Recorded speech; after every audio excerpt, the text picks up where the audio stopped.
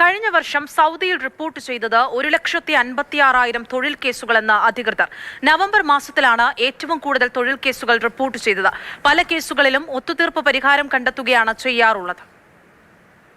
2025 വർഷത്തിൽ സൗദി ഒട്ടുക്കുമുള്ള കോടതികൾ രജിസ്റ്റർ ചെയ്ത 1,56,731 തൊഴിൽ കേസുകളിൽ തീരുമാനമെടുക്കാൻ 3,23,595 സെഷനുകളാണ് നടത്തിയത്. അതിന്റെ അടിസ്ഥാനത്തിൽ 1,38,508 വിധിന്യായങ്ങൾ കോടതികൾ പുറപ്പെടുവിച്ചു. നീതിന്യായ മന്ത്രാലയം പുറപ്പെടുവിച്ച ഔദ്യോഗിക കണക്കുകൾ പ്രകാരം 2025 നവംബറിലാണ് ഏറ്റവും കൂടുതൽ തൊഴിൽ കേസുകൾ റിപ്പോർട്ട് ചെയ്തത്. 17,627 കേസുകളാണ് റിപ്പോർട്ട് ചെയ്തത്. ജൂണിൽ ഏറ്റവും കുറവ് തൊഴിൽ കേസുകൾ റിപ്പോർട്ട് ചെയ്തത് 8,239 ആണ്.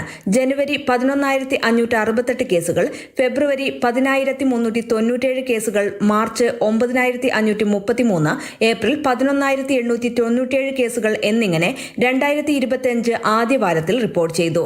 മെയ് 12,308 കേസുകൾ, ജൂലൈ 16,000 പരം കേസുകൾ എന്നിവ റിപ്പോർട്ട് ചെയ്തപ്പോൾ ഓഗസ്റ്റ് മാസം 14,256 കേസുകൾ റിപ്പോർട്ട് ചെയ്തു. എന്നാൽ വർഷാവസാനം സെപ്റ്റംബറിൽ 13,000 പരം കേസുകളും ഒക്ടോബറിൽ 17,000 പരം കേസുകളും ഡിസംബറിൽ 14,638 കേസുകളും റിപ്പോർട്ട് ചെയ്തു. Mathrubhumi news, Riyadh.